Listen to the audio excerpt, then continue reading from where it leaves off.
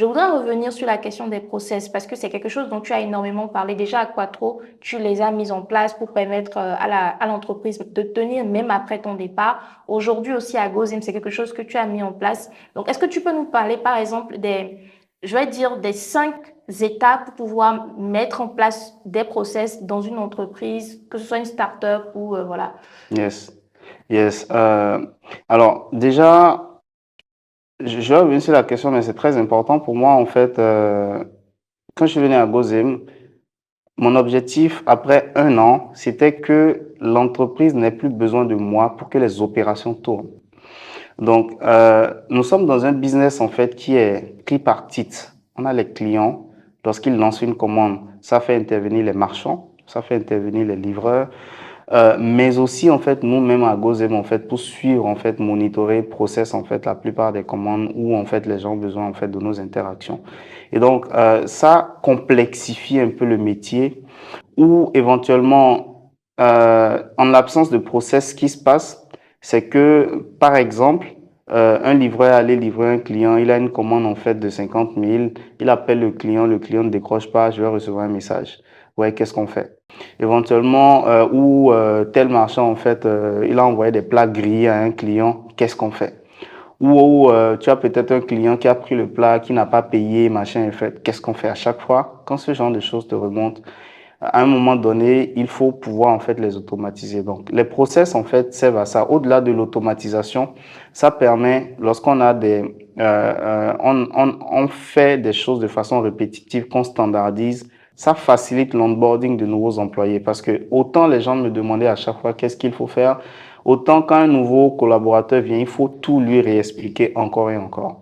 Donc pour moi, la méthodologie, donc pour revenir à la question, mettre en place les process, tu en as parlé en fait de 5 différentes étapes. Pour moi, déjà, c'est de comprendre en fait principalement la première chose, quels sont les problèmes que nous avons et quel est en fait le niveau de récurrence en fait de ces différents problèmes. Une fois en fait qu'on arrive à les mapper, il y a beaucoup, pas beaucoup, mais dans ce qui est primordial, c'est important de savoir quelle est la récurrence. On sait que ces problèmes-là sont récurrents, mais en parlant de quelle est la récurrence, c'est-à-dire en une semaine, combien de fois ça nous arrive, en un mois, combien de fois ça nous arrive. Est-ce que c'est un problème qu'on rencontre chaque 6 mois? OK, pour ça, est-ce qu'il faut faire un process? Maybe not. Euh, donc, donc, voir en fait quel est le temps dans lequel ça arrive. Quand tu arrives à transposer les problèmes et le temps, tu as en fait un pattern qui se dessine. Donc, ce sont des schémas qui sont plus ou moins répétitifs. Donc, pour moi, c'est la première en fait étape, l'identification de ces patterns-là qui se répètent. Une fois que tu sais ça, et c'est là où pour moi apprendre à coder m'a beaucoup aidé. Lorsqu'on a des problèmes complexes qu'on n'arrive peut-être pas à résoudre ou qui nous coincent un peu, on apprend à faire des pseudocodes. Donc ça veut dire en fait pour ceux qui ne savent pas, tu prends un gros problème, tu le casses en plusieurs petits problèmes que tu résous et tu agences de façon logique. Donc, je ne vais pas peut-être pouvoir donner des exemples spécifiques, mais dans la méthodologie, une fois que tu as identifié les problèmes et la récurrence avec des patterns, comment est-ce que tu fragmentes ces problèmes-là? Fragmenter ces problèmes, c'est de penser à, OK, toutes les fois où il y a ce problème, pour le résoudre, qui sont les différentes personnes qui interviennent dans la résolution? Comment est-ce qu'ils résolvent ce problème? Est-ce que ça se dit? Comment est-ce qu'ils résolvent bien? Comment est-ce qu'ils résolvent? Comment est-ce qu'ils résolvent? Ok, parfois je perds les mots. Ce problème, donc le comment et combien de temps ça les prend éventuellement. Donc c'est la seconde phase ça. Donc la seconde phase après l'identification, c'est la compréhension de chaque micro-problème que tu as. La troisième étape, en fait, pour moi, éventuellement, c'est de discuter avec les gens. Ça, c'est très important. Les meilleurs process qu'on met en place ne sont pas des process top-down où tu restes là, tu réfléchis et tu pousses. Tu vas voir les différents acteurs que tu as identifiés en leur faisant comprendre, voilà en fait les problèmes que j'ai pu identifier avec telle récurrence. Ces problèmes-là impliquent telle ou telle action et ces différentes actions vous impliquent. Éventuellement, dans l'idéal, comment est-ce que vous abordez ces problèmes-là? Et dans l'idéal, comment est-ce que vous pensiez pouvoir résoudre ces problèmes plus vite. Donc ça, en fait, c'est l'association des parties prenantes. Right?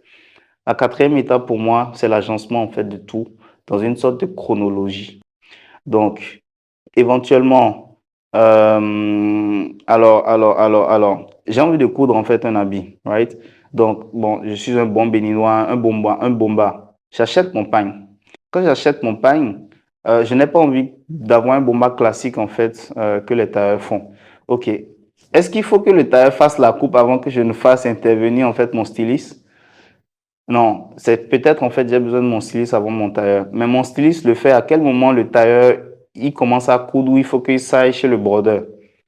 D'abord, donc là tu as tailleur, tu as styliste, tu as brodeur. Donc je discute avec les gens. Bon les gars, voilà ce que moi j'ai envie de voir. Voilà le résultat que je veux. Donc c'est mon design. Qui travaille avant qui? Le styliste, peut-être ensuite le brodeur, peut-être ensuite le tailleur pour faire la coupe ou peut-être le tailleur avant le brodeur.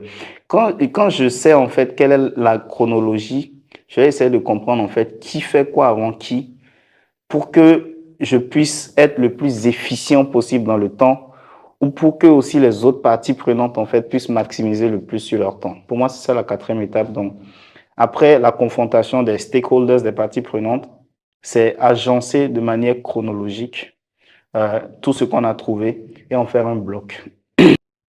Une fois que tu as ce bloc, la dernière étape, la cinquième étape pour moi, c'est communiquer. Tu as mis en place des process, tu as dans le processus discuté avec toutes les parties prenantes, tu as agencé les blocs. Il faut communiquer, former.